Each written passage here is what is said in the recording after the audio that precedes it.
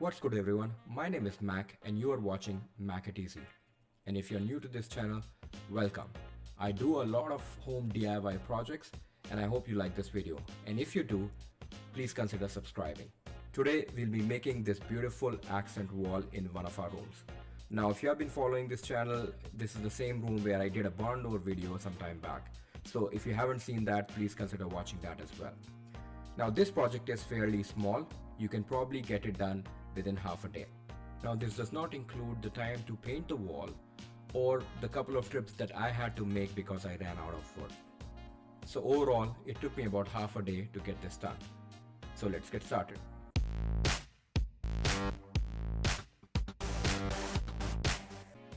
So first things first, let's measure the dimensions of your wall.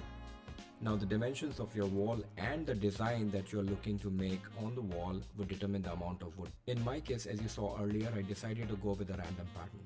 So I drew the design on a piece of paper and then sort of traced it out on the wall to determine how much wood I would need. A few other things to keep in mind.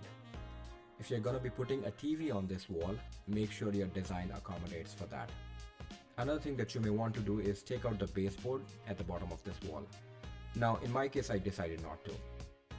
Once you have the dimensions roughed up and the amount of lumber, make a trip to your favorite big box store and get the wood you need.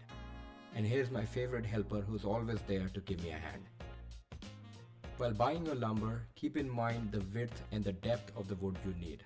In my case it's a simple design, so I'm going with 1 by 2 inch primed MDF.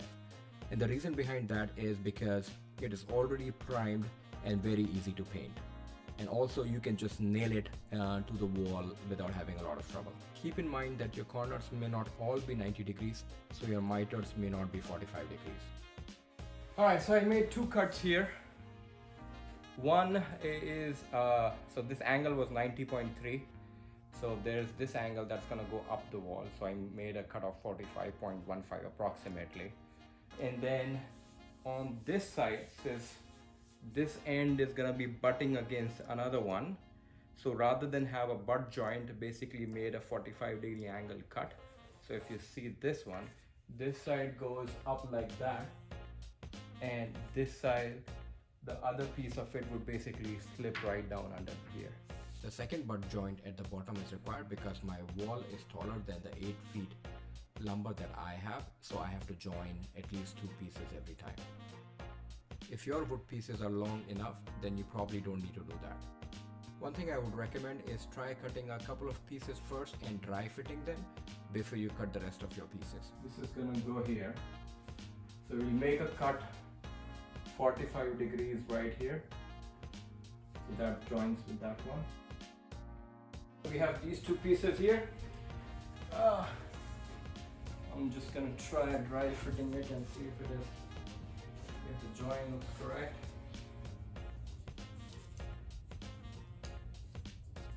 Perfect. Once you have the pieces cut, now it's time to nail them. But before you start nailing, make sure you have protective eye gear. Now I couldn't find my glasses, so my little one lended his to me. There are a couple of things to note here. One, I decided to make a border for my design. You may or may not want that, so choose accordingly. And 2, there are a couple of switches at the bottom of the wall there. My random design pattern allows me to leave them there. But if your design is more symmetrical or geometric, you may want to remove them or account for them. Another thing to note here is I'm just nailing my wood pieces, but you may want to glue them and nail them if your pieces are heavier. So the challenge that I was having was I was using this finish nailer. It's rated for 2-inch max length finish nails, but for whatever reason it was not shooting the nails. I tried multiple times, it didn't work. So I switched to this bigger nailer. This is also a finish nailer and it takes up to 2.5-inch nails, and this one seems to be working fine. So it's a matter of rinse and repeat at this point. You just keep cutting the pieces and keep nailing them.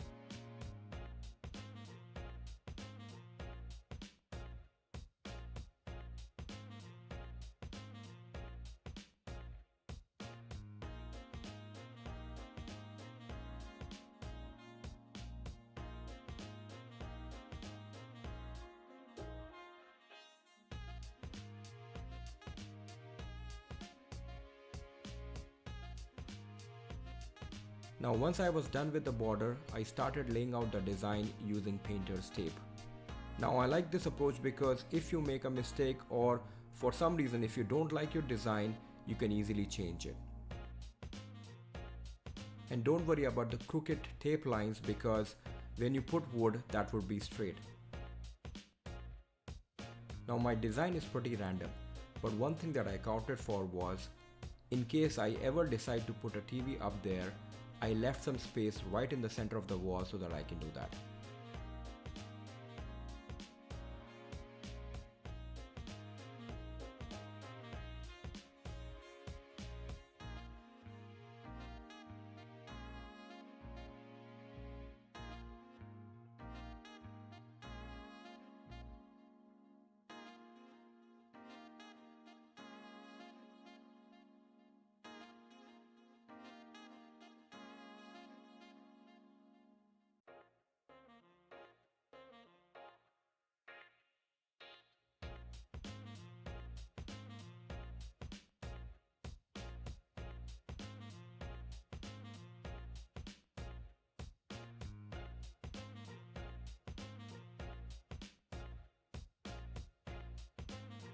Once I was done with my design, I started putting the wood using a laser level. This helped me check my angles and keeping all the lines parallel and perpendicular. Don't worry, you will see that this looks much better when the wood is all done.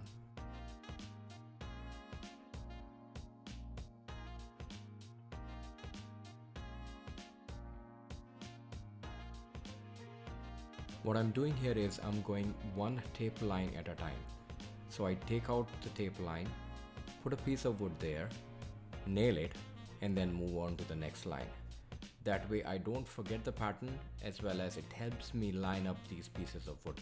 It also helps me cutting an approximate length of the wood rather than wielding those 8 feet long pieces inside the room.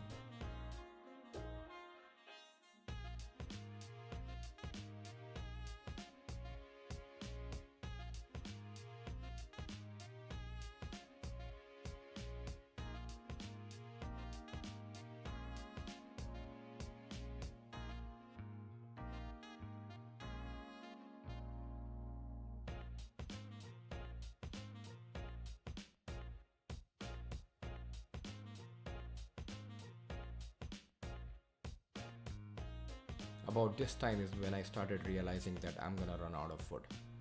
So here's a trip to your favorite store to get more wood.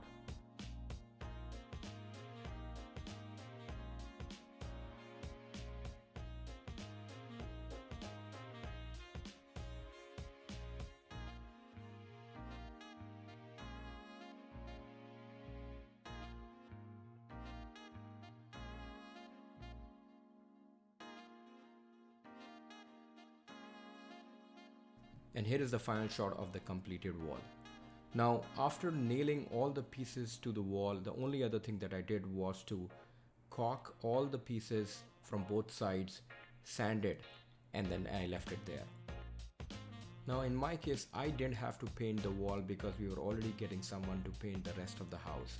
So we just used the same person. But if this was something that you wanted to do, you could probably do that on your own as well. So there you go. A small project that could add value to your house. I hope you liked the video, and if you did, please consider subscribing. Until then, take it easy.